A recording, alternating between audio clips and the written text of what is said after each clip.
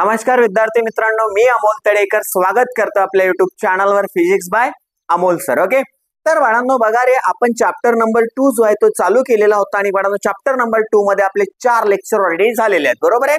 त्यानंतर बाळांनो बघा रे, आपल्याला नवीन लेक्चर 5वा लेक्चर जो घेऊन येतो चॅप्टर नंबर 2 चा. बट या आधी बाळांनो लास्ट लेक्चर मध्ये आपण काय बघितलं होतं रे, ट्रायंगल ऑफ कॉन्टॅक्टला आपण स्टडी केलेलं आहे. ओके, त्यानंतर बाळांनो पुन्हा आपण अँगल ऑफ कॉन्टॅक्टला कोणते कोणते फॅक्टर्स अफेक्ट करतात, त्यावर क्वेश्चन कशा प्रकारे विचारले जाते हे सगळं आपण डिस्कस केलेलं आहे.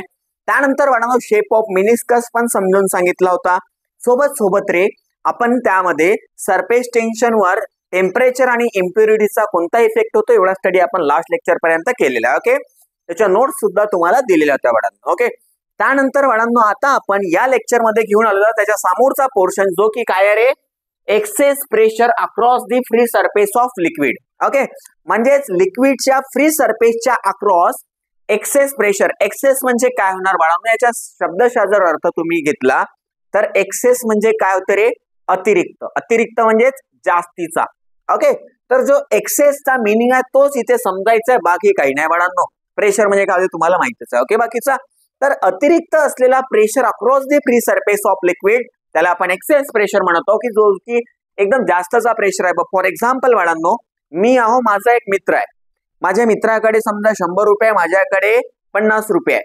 तर माझ्या मित्राकडे माझ्यापेक्षा किती जास्त आहे रे, 50 रुपये जास्त आहे. 50 जे जास्तचे होते ना ते म्हणजे अतिरिक्त झाले. समजला की माझ्याकडे जेवढा आहे त्याच्यापेक्षा त्याच्याकडे थोडा अतिरिक्त आहे. ओके, म्हणजेच ते झाला एक्सेस. एक्सेस म्हणजेच अतिरिक्त असणे, ठीक आहे, किंवा जास्त असणे. ओके बाळांनो, तर excess pressure across the free surface of liquid हे समजण्यासाठी मी 3 कंडिशन समजून सांगतो. ओके बघा रे, पहिला कशासाठी बघणार आपण एक्सेस प्रेशर, तर प्लेन लिक्विड सरफेस साठी, दुसरा कॉन्केव्ह लिक्विड सरफेस साठी आणि तिसरा काय तर कॉन्व्हेक्स लिक्विड सरफेस. ओके, तर बाळांनो या तिन्ही कंडिशन वरून थोडाफार समजणार आणि त्यानंतर यावर आपण most important, okay very important derivation जो की 3 मार्क्स साठी विचारला तो त्याला सॉल्व्ह करणार. ओके चला, तर बाळांनो बघा रे, प्लेन लिक्विडचा सरफेस आहे तर कन्सिडर केला की एखादा कंटेनर आहे. ओके, कंटेनर आहे, कंटेनर मध्ये लिक्विड आहे. लिक्विडचा सरफेस कसा आहे तर प्लेन आहे, म्हणजेच लिक्विडचा प्लेन मिनिस्कस फॉर्म होत आहे कंटेनरच्या आतमध्ये, म्हणजेच लिक्विडचा फ्री सरफेस कसा आहे, प्लेन सरफेस आहे बाळांनो, अशा प्रकारे. ओके,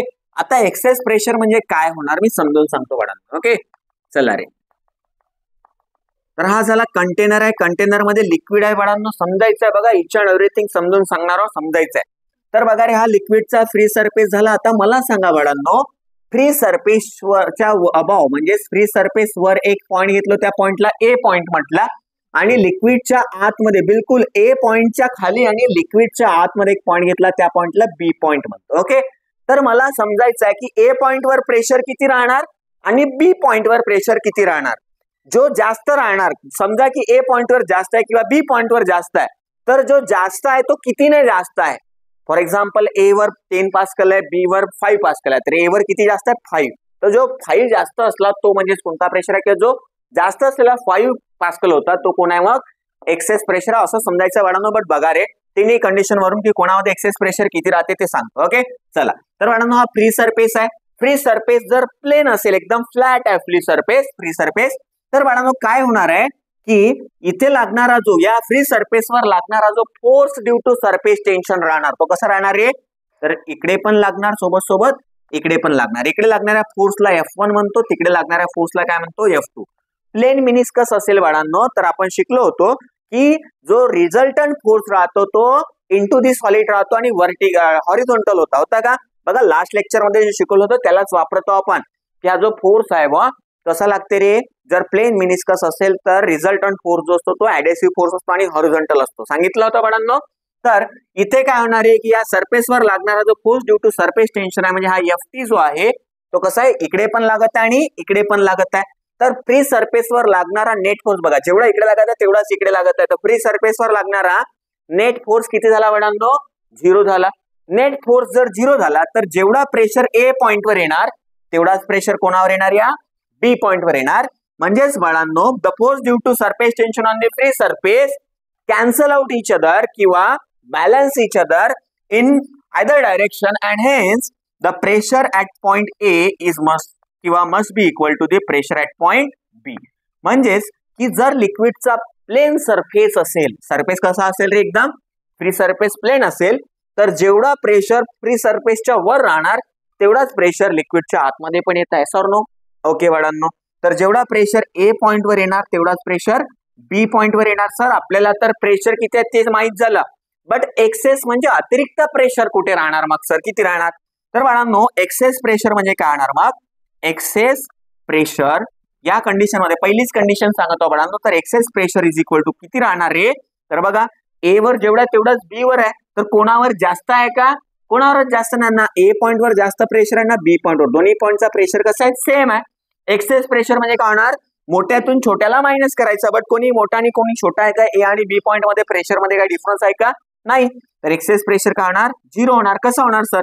तर तुम्ही काय करणार? एक्सेस प्रेशर जास्तीचा काढण्यासाठी काय करणार? एकतर पीए मायनस पीबी करणार, म्हणजे pressure at point A minus pressure at point B, किंवा बाळांनो pressure at point B minus pressure at point A, pressure at point B minus pressure at point A.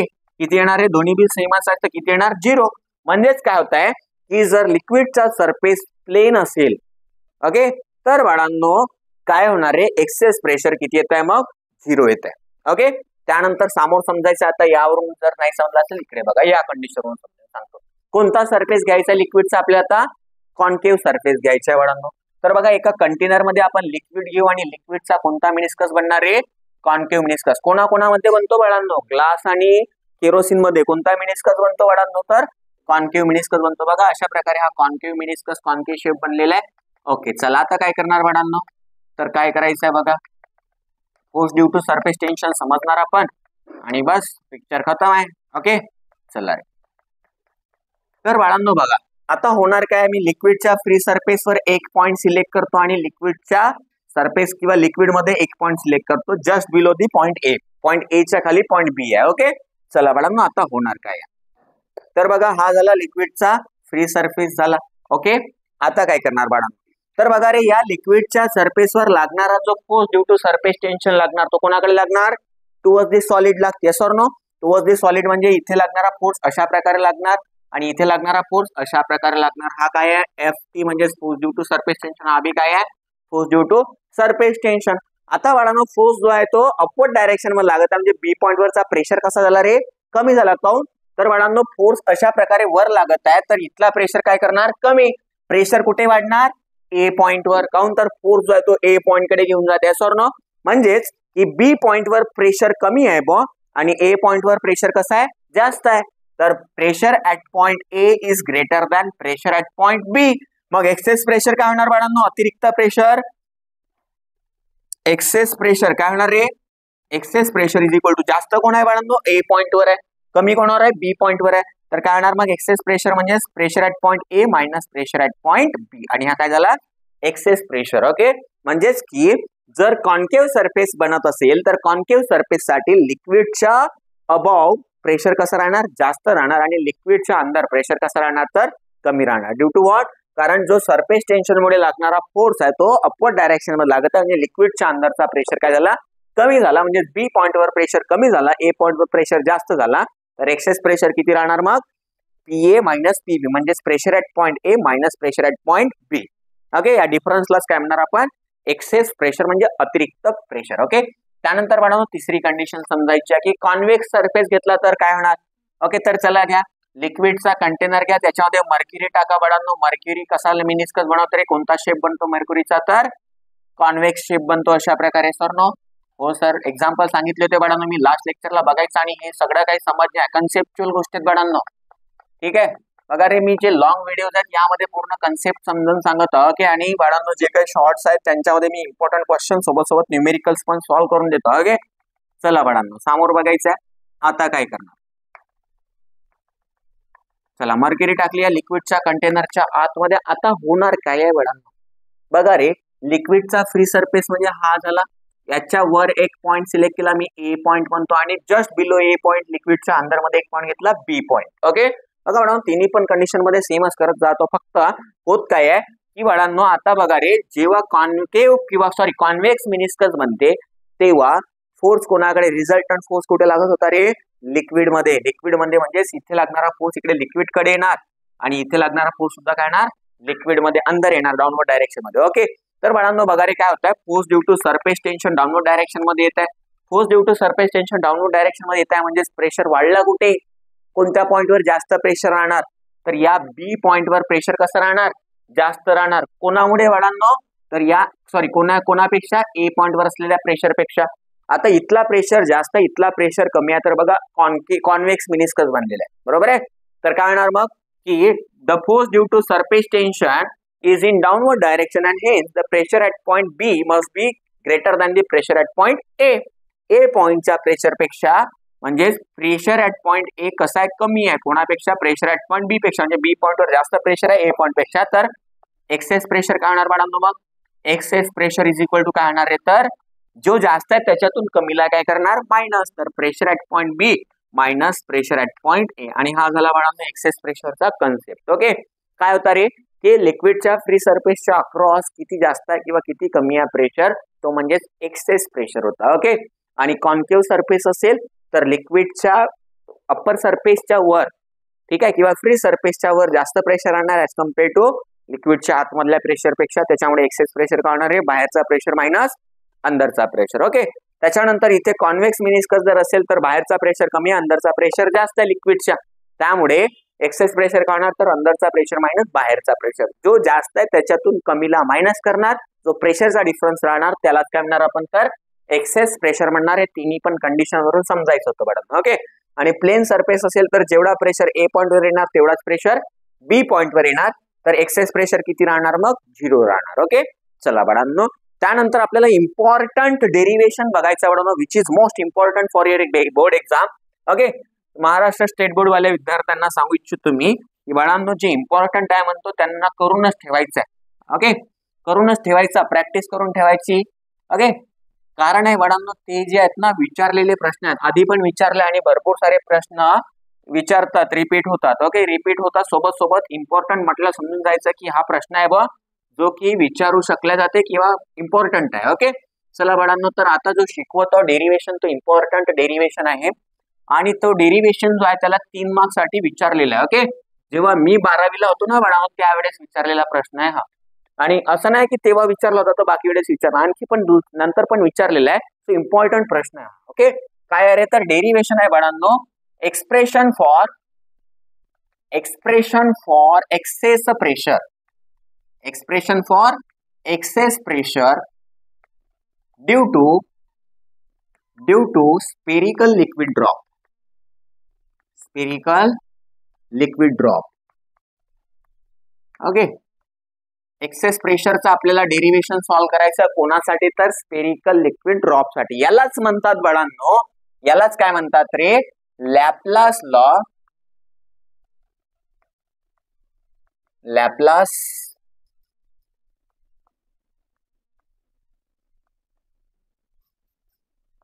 Law for spherical membrane. Okay,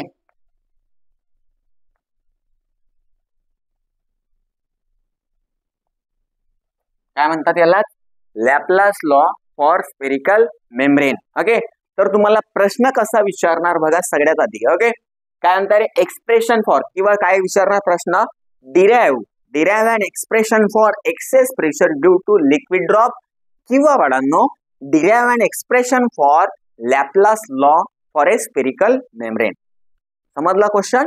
आता solve करणार बाळांनो, तर बघा derivation solve करायचं तर आपण सगळ्यात आधी काय करणार रे, कन्सिडर करणार. ओके, तर consider a spherical liquid drop, spherical बघा इथून चालू झाले आपला डेरिव्हेशन सॉल्व्ह करणार. Consider a spherical liquid drop as shown in figure, as shown in figure. तर बाळांनो बघा एक स्पेरिकल लिक्विड ड्रॉप घेतला का, चला या ड्रॉपच्या सेंटर झाला समजा हा स्पेरिकल आहे, तर ड्रॉपच्या रेडियसला काहीतरी म्हणतो स्मॉल आर, म्हणजे काय झाली बाळांनो या स्पेरिकल ड्रॉपची रेडियस झाली. ओके, तर काय करणार बाळांनो, आता हा जर स्पेरिकल लिक्विड ड्रॉप आहे तर बाळांनो याचा स्फिअर ऑफ इन्फ्लुएन्स पण काढू शकतो आपण. तर अशा प्रकारे हा समजा याचा स्फिअर ऑफ इन्फ्लुएन्स आहे, किंवा असं समजा हा जो आहे हा स्पेरिकल लिक्विड ड्रॉप आहे. ओके, हा त्याचा सेंटर झाला बाळांनो, ही त्याची रेडियस झाली स्पेरिकल लिक्विड ड्रॉपची. ओके, चला बाळांनो आता काय करायचं आहे, हे झाली रेडियस. काय करणार आहे या स्पेरिकल लिक्विड ड्रॉपचा आपण काय घेणार, स्फिअर ऑफ इन्फ्लुएन्स घेणार अशा प्रकारे.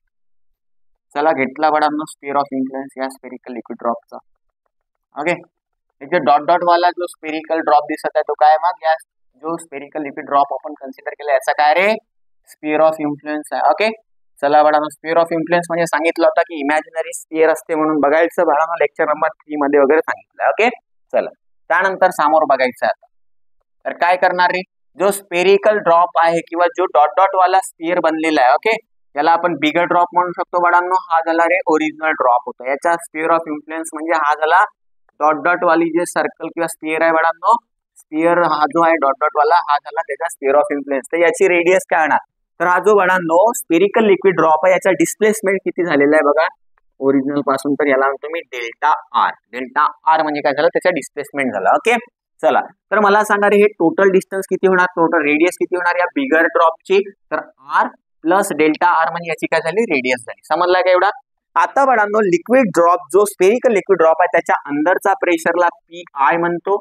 म्हणू का बाळांनो, इंटरनल प्रेशर म्हणजे पी आय लिक्विडच्या ड्रॉपच्या अंदर असलेला प्रेशर आहे हा, आणि बाहेर असलेला प्रेशर म्हणजे कोणता प्रेशर राहतो रे, बाहेरचा प्रेशर. लिक्विड किंवा ड्रॉपच्या बाहेर कोण आहे, हवा आहे. हवेमुळे येणारा प्रेशर म्हणजे सांगितलं होतं बाळांनो कोण होते, ऍटमॉस्फेरिक प्रेशर. P0 म्हणजे कोणता प्रेशर आहे, मग ऍटमॉस्फेरिक प्रेशर जो की लिक्विडच्या बाहेर आहे. ओके, चला आता आपल्याला काय करायचं तर कन्सिडर केला लेट मध्ये लिहिणार आपण. लेट आर म्हणजे काय रे, radius of the spherical liquid drop आहे. त्याच्यानंतर बाळांनो डेल्टा आर काय रे, किंवा R plus delta R. R plus delta R काय आहे बाळांनो, आर प्लस डेल्टा आर म्हणजे जो बिगर ड्रॉप आहे किंवा जो स्पेअर ऑफ इन्फ्लुएन्स होता त्याची रेडियस आहे. त्यानंतर पी आय म्हणजे काय आहे बाळांनो, पी आय म्हणजेच pressure inside the liquid drop, आणि P0 म्हणजेच काय रे, pressure outside the liquid drop. म्हणजे लिक्विड ड्रॉपच्या अंदरचा प्रेशर पी आय आहे, बाहेरचा प्रेशर कोण आहे, P0 म्हणजेच ऍटमॉस्फेरिक प्रेशर आहे. नाव बाळांनो बघा डेरिवेशन सॉल्व्ह करून राहिलो, लक्ष द्यायचं समजायचं. बघा सगळ्याची डायग्राम पण समजून सांगितले, कन्सिडरेशन कोण काय आहे ते पण सांगून दिलं. आता काय करायचं तर आपल्याला माहित आहे, काय माहित आहे रे, तर surface energy is equal to surface tension into change in area formula शिकलाय का बाळांनो. हो सर, रिलेशन सांगितलं होतं 2 मार्क्स साठी इम्पॉर्टंट आहे, ते पण सांगितलं होतं. इच अँड एव्हरीथिंग सांगत चालत. तर बाळांनो तुमचं कर्तव्य काय आहे की अभ्यास करा, रिवाइज करत चला. अदरवाइज फिजिक्स मध्ये मग भरपूरांना विचार येणार की सर आम्हाला शिकलो होतो, आठवत बी होता, माहित बी होता, बट सर पेपर मध्ये लिहायचं कुठून चालू करायचं, कुठे काय कोणती स्टेप होती ते आठवत नाही.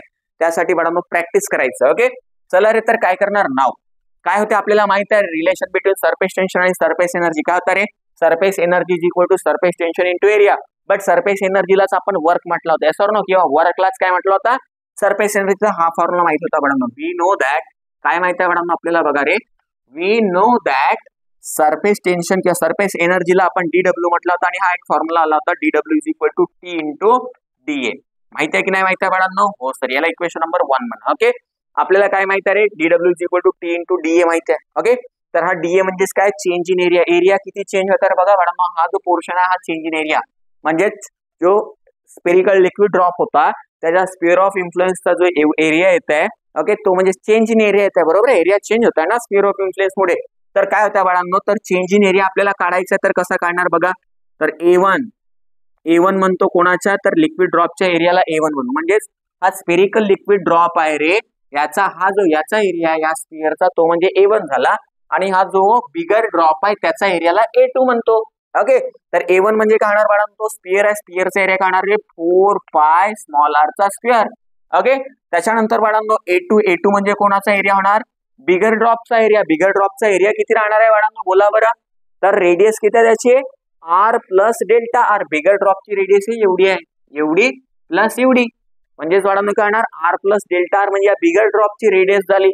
ओके, तर काय करणार आहोत बघा रे, A2 म्हणजेच काय होणार मग 4 पाय r स्क्वेअर, बट त्याची रेडियस किती आहे, आर प्लस डेल्टा आर, त्याचा काय होणार बाळांनो, होल स्क्वेअर होणार. ओके, चला बाळांनो येते A2 इज इक्वल टू काय होणार, लावा लवकर लवकर फॉर्म्युला, A प्लस B चा होल स्क्वेअरचा फॉर्म्युला काय येणार, 4 पाय जसंच्या तसे, in bracket A square plus 2AB plus B square. होते का नाही बाळांनो, हो सर.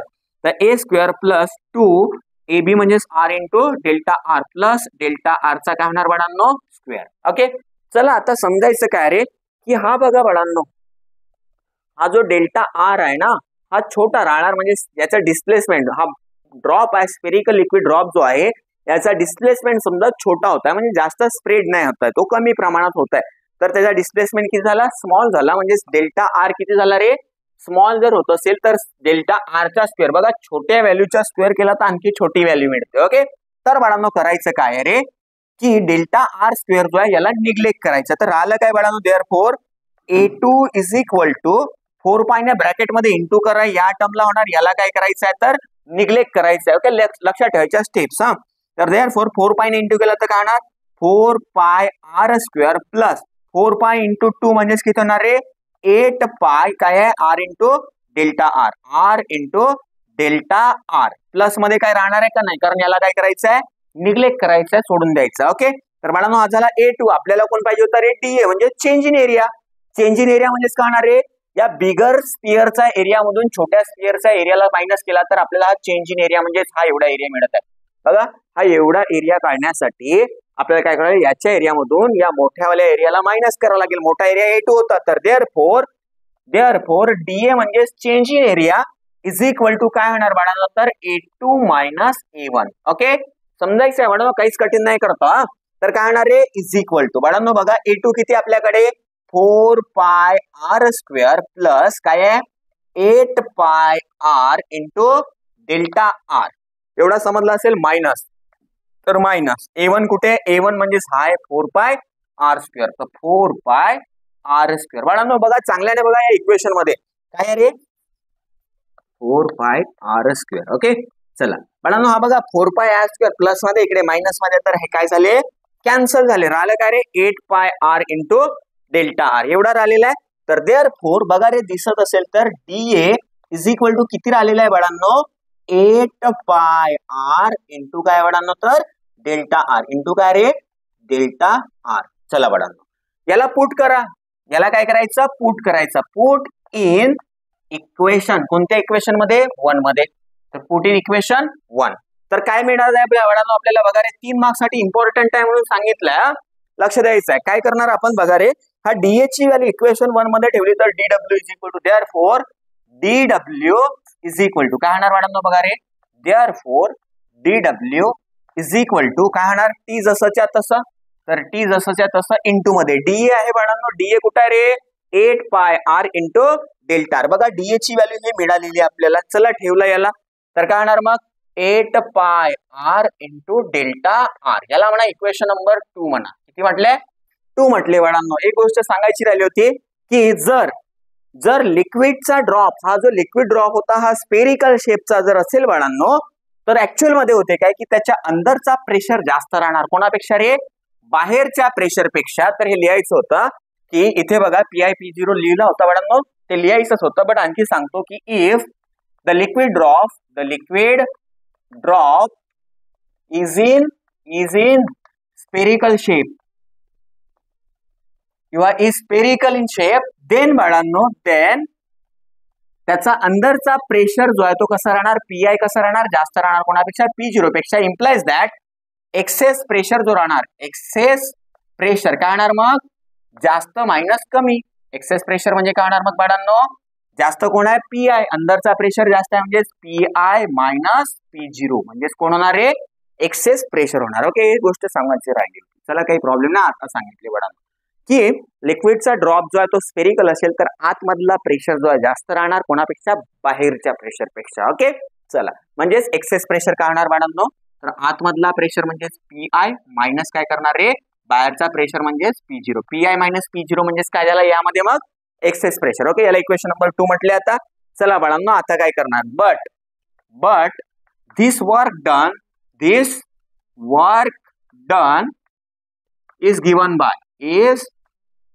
गिवन बाय बाळांनो हा वर्क डन म्हणजेच काय आहे रे बघा, हा वाला वर्क म्हणजेच काय, वर्क म्हणजे काय होते तर DW आहे आपल्याकडे इज इक्वल टू काय होणार तर फोर्स इंटू डिस्प्लेसमेंट. नाव ऐकलंय वर्क इज इक्वल टू किंवा फॉर्म्युला ऐकला असणार work is equal to force into displacement. Okay, तर वर्क इज इक्वल टू काय होणार मग फोर्स, बट फोर्स कोणता रे एक्सेस फोर्स, काऊन तर प्रेशर कोणता येत आहे एक्सेस प्रेशर येत आहे, एक्सेस प्रेशर मुळे येणारा फोर्स म्हणजेच एक्सेस फोर्स इंटू काय करणार बाळांनो displacement, excess force into displacement. तर बाळांनो DW इज इक्वल टू काय होणार आहे एक्सेस फोर्स म्हणजेच काय होणार एक्सेस प्रेशर इंटू एरिया झाला. फोर्स म्हणजेच प्रेशर इंटू एरिया इंटू काय बाळांनो डिस्प्लेसमेंट. डिस्प्लेसमेंट किती होत आहे बाळांनो बघा ड्रॉपचा, तर डेल्टा आर लिहिला. ओके, एक्सेस प्रेशर म्हणजे किती आहे बाळांनो बघा, हा पीआय मायनस पी झिरो म्हणजे कोण आहे, एक्सेस प्रेशर आहे. तर डीडब्ल्यू इज इक्वल टू बघा काय करतो, एक्सेस प्रेशर किती आहे तर P I minus P zero into मध्ये कोण आहे बाळांनो एरिया, एरिया किती राहणार आहे स्फिअरचा 4 पाय आर स्क्वेअर इंटू काय बाळांनो डेल्टा आर.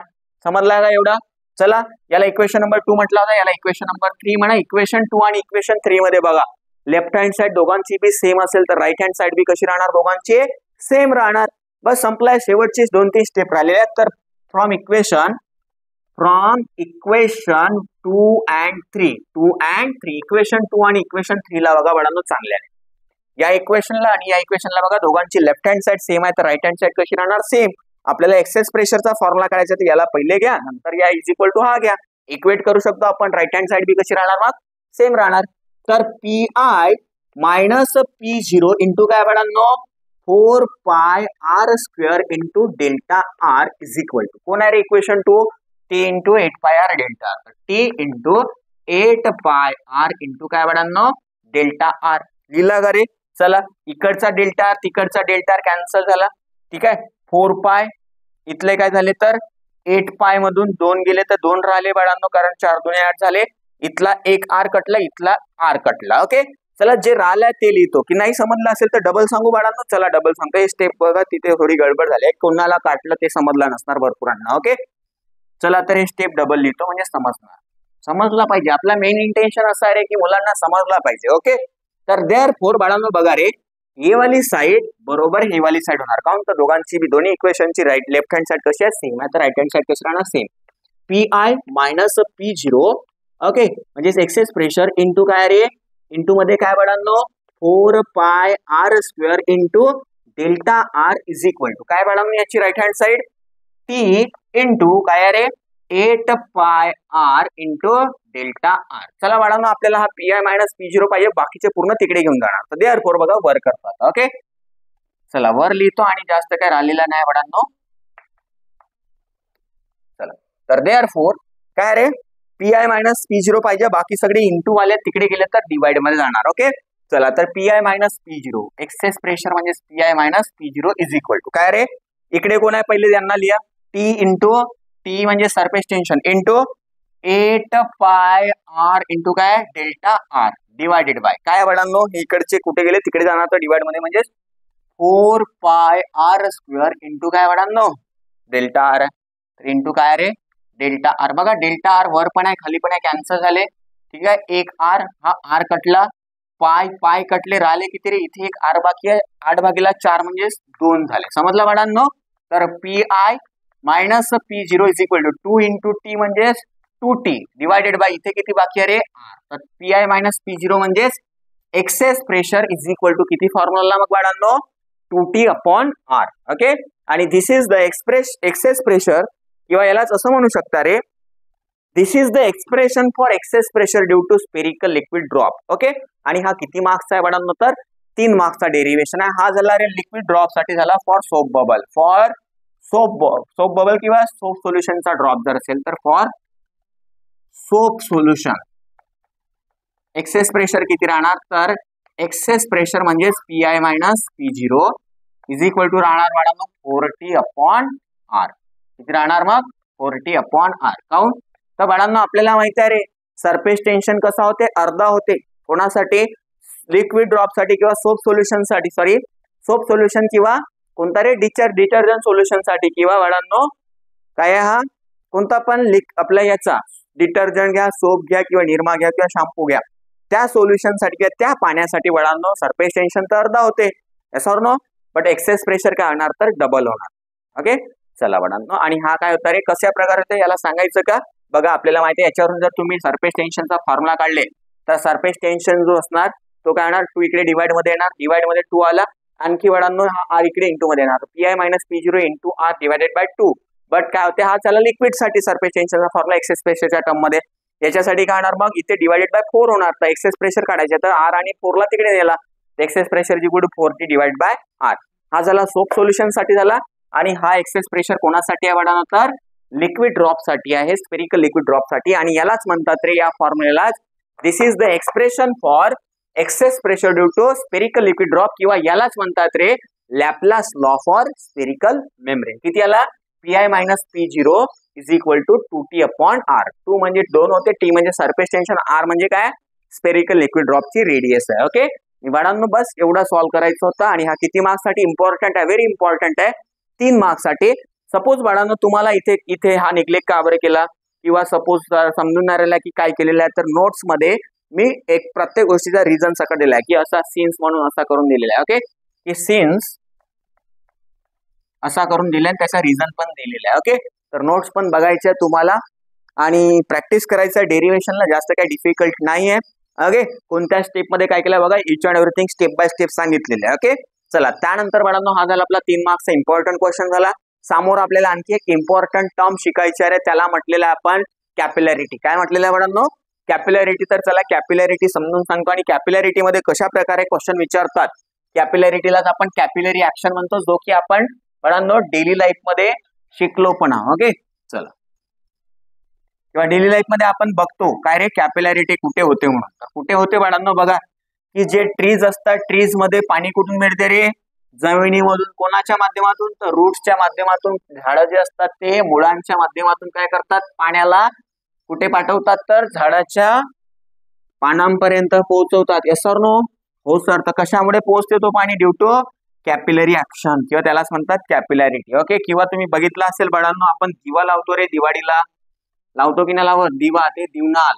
ओके तर बाळांनो तो जो दिवा लावतो त्याच्यामध्ये आपण वात टाकतो, कापसाची वात बनवून टाकतो किंवा धाग्याची. Yes sir no?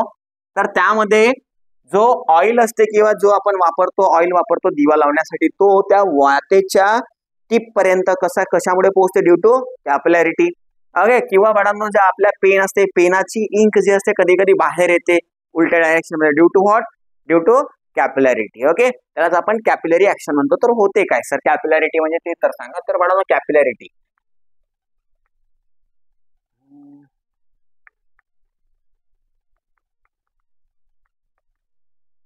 चला कॅपिलॅरिटीलाच कॅपिलरी ऍक्शन म्हणतात बाळांनो. ओके तर होते काय, एक कॅपिलरी ट्यूब असते. ऍक्च्युली बाळांनो कॅपिलरी ट्यूब असते, जे की तुम्ही जर सपोज बघितले 12वी मध्ये बायोलॉजीच्या प्रॅक्टिकल मध्ये किंवा बायो मध्ये तुम्हाला राहणार कॅपिलरीचा, किंवा फिजिक्स मध्ये पण आहे. ओके तर बाळांनो कॅपिलॅरिटी म्हणजे काय होते रे? एक छोटीशी किंवा कॅपिलरी ट्यूब म्हणजे काय होते, आपली पेनाची जे रिफिल असते ना, त्याला अर्धी समजा लेंथ अर्धी करा, आणि बिलकुल तसेच पण तिचा जो काय राहणार रे, जो बोर राहणार, जो होल राहणार, तो कसा राहणार? छोटा राहणार. व्हेरी फाईन बोर, ग्लासची राहणार ते tube. A glass tube having very fine bore open at both end, that is called as a capillary tube. आता होते काय की कॅपिलरी ट्यूबला आपण लिक्विड मध्ये जेव्हा बुडवला त्यावेळेस, किंवा कॅपिलरी ट्यूबला आपण लिक्विड मध्ये अर्ध्यापर्यंत डुबवला, तर बाळांनो लेवल जे होते कॅपिलरी ट्यूबच्या अंदर लिक्विडची लेवल काय होते? एकतर वाढते किंवा कमी होते. तर त्या वाढणे किंवा कमी होण्याला लेवलला, लिक्विडच्या लेवलला कॅपिलरी ट्यूबच्या अंदर मध्ये वाढणे किंवा कमी होण्याच्या फेनॉमेनाला काय म्हणतो आपण? कॅपिलॅरिटी किंवा capillary action. Okay the rise or fall of liquid inside a capillary tube, okay that is called as a capillary action or capillarity. बस एवढंच आहे बाळांनो. काय आहे? The rise or fall of liquid inside a capillary tube when it is dip in the liquid. म्हणजे जेव्हा आपण capillary ट्यूबला लिक्विड मध्ये डीप केला त्यावेळेस त्या कॅपिलरी ट्यूब मध्ये काय होणार? एकतर लेवल वाढणार लिक्विडची, म्हणजे पाणी वर चढणार किंवा खाली येणार. ओके त्या राइज और फॉललाच काय म्हणतो आपण? तर कॅपिलॅरिटी किंवा काय म्हणतात रे? Capillary action. बाळांनो डेफिनेशन कशा प्रकारे आहे एक वेळा पुन्हा बोलून दाखवतो. The rise or fall of liquid inside a capillary tube, okay when it is dip in the liquid is called as a capillarity or capillary action. Okay याचे एक्झाम्पल आहे बाळांनो. फॉर एक्झाम्पल आता रुमाल आहे, समजा सुती रुमाल आहे. ओके चला बाळांनो हे समजा रे की एकदम कॉटनची रुमाल आहे. आता याला काय केलं मी? अशा प्रकारे केला. ओके असा गुंडला, आणि काय केलं याला अर्धवट पाण्यात टाकलं, इथपर्यंत पाण्यात टाकलं, तरी रुमाल जे आहे ना इथपर्यंतच नाही ओली होत, जवळपास इथपर्यंत ओली होते ते थोड्या वेळानंतर. सर नो काऊन? तर हा जो कपडा आहे ना किंवा हा जो क्लॉथ आहे हे काय करते रे? वॉटरला सक करते. सक करत आहे म्हणजे वॉटर काय करता? याला वेट करताय. वेट करता म्हणजे याला ओला करताय. ओला करताय म्हणजे याच्यामध्ये लेवल काय होणार? लिक्विडचे वाढत जाणार. ओके आणि अशा प्रकारे वगैरे. चला आता काय करतो? घाम पुसू द्या. चला बाळांनो समोर काय समजायचं आहे बघा रे. तर कॅपिलॅरिटीचा एक्झाम्पल झाला की जे कपडे असतात ते पाण्याला शोषून घेतात किंवा पाण्याला सक करतात, तो म्हणजेच काय आहे बाळांनो? कॅपिलरी ऍक्शनचाच एक ऍप्लिकेशन आहे किंवा त्याचाच एक्झाम्पल आहे.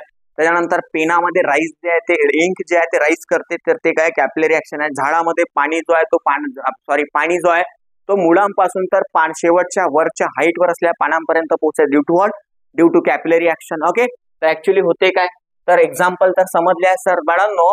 सपोज एखादा लिक्विड आहे सॉलिडच्या सरफेसला वेट करत असेल तर लेवल काय होणार, वाढणार.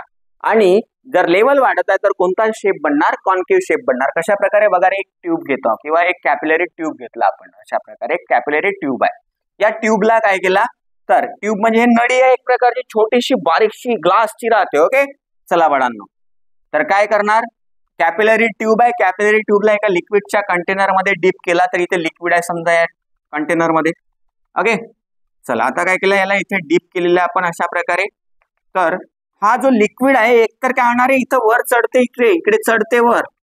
ओके, कॅपिलरी ट्यूबच्या अंदर, किंवा काय होते, फॉल होते. फॉल होणे म्हणजे चढणार नाही, खाली येणार. ट्यूब जर इथपर्यंत आहे, लेवलच्या हे होती बा, एवढाच चढायला पाहिजे, बट खाली आला, एवढं नाही चढलं, एवढंच चढलं, तर काय झाली, लेवल फॉल डाऊन झाली. ओके, आणि जर म्हणून लिक्विड वेट करताय, समजा हा पाणी आहे, हा ग्लासची आहे, तर ग्लास काय करते, पाणी काय करते, ग्लासला ओला करते म्हणजेच काय केला, वेट केला म्हणजे लेवल काय झाली, वाढली. लेवल वाढली म्हणजे कोणता मिनिस्कस बनणार बाळांनो, हा कोणता मिनिस्कस आहे रे, कॉन्केव्ह मिनिस्कस आहे. ओके, चला बाळांनो आता, तर अशा प्रकारे हा झाला कॅपिलरी राईज करताय, किंवा किती राईज केला किंवा किती फॉल केला, तर ही हाईट झाली. म्हणजेच काय झाला, rise or fall of liquid inside a capillary tube. Okay, चला बाळांनो, तर अप्लिकेशन पहिले सगळ्यात आधी याच्यावर क्वेश्चन कसं विचारला जाते, कॅपिलॅरिटीवर. Define capillarity and give its application. 2 मार्क्सचा प्रश्न आहे बाळांनो. याची डेफिनेशन आणि याचे अप्लिकेशन 2 मार्क्सचा हा क्वेश्चन आहे. सगळ्यात आधी 1 मार्क्ससाठी डेफिनेशन आणि 1 मार्क्ससाठी तुम्हाला अप्लिकेशन. अप्लिकेशन काय, तर तुम्ही झाडाच्या मध्ये किंवा trees the water rises up to the uppermost leaves. Okay, uppermost म्हणजे वरच्या पानापर्यंत काय होतं रे बाळांनो, पाणी पोहोचत आहे with the help of roots. Okay, तर बाळांनो रूटच्या माध्यमातून जो पाणी पोहोचत आहे पानांपर्यंत तोच काय आहे, एक्झाम्पल आहे किंवा अप्लिकेशन आहे कोणाचा, कॅपिलॅरिटी. किंवा जे रॅग क्लॉथ्स असतात किंवा कपडे असतात किंवा cotton clothes suck the water, that is the application of capillarity. पुन्हा पेन मध्ये इंक राईज करते किंवा दिव्यामध्ये तेल जो आहे तो कुठपर्यंत जाते, टिप पर्यंत जाते, त्या बिगचे किंवा आपली जे वात असते त्याच्या. तर बाळांनो हे कशाचे एक्झाम्पल आहे रे, कॅपिलॅरिटीचे एक्झाम्पल आहे. तर बाळांनो लिक्विड जो आहे तो वेट करत असेल सॉलिडला तर कॅपिलरी राईज होणार, आणि लिक्विड वेट करत नसेल तर कॅपिलरी काय होणार, फॉल होणार. तर कोणता मिनिस्कस बनणार मग, कॉन्व्हेक्स. आणि जर राईज करताय तर कोणता मिनिस्कस बनणार, कॉन्केव्ह मिनिस्कस बनणार. ओके, तर आपल्याला यावर प्रश्न पण विचारला जातो रे, rise or fall of liquid inside a capillary tube. Okay, चला तर बाळांनो सगळ्यात आधी जो शिकलेलो पार्ट हे मी सांगणार, याचे 2 डेरिव्हेशन आहेत कॅपिलॅरिटीचे, याला पुन्हा आपण रिपीट करू कॅपिलॅरिटीला. ओके, तर जेवढं झालेलं आहे ना एक्सेस प्रेशर आणि ज्याचं डेरिव्हेशन त्याला चांगल्याने प्रॅक्टिस करायचं आहे. ओके, आणि बाळांनो समोर आपण कॅपिलॅरिटीचे 2 डेरिव्हेशन बघणार आहोत. तोपर्यंत थँक्यू सो मच.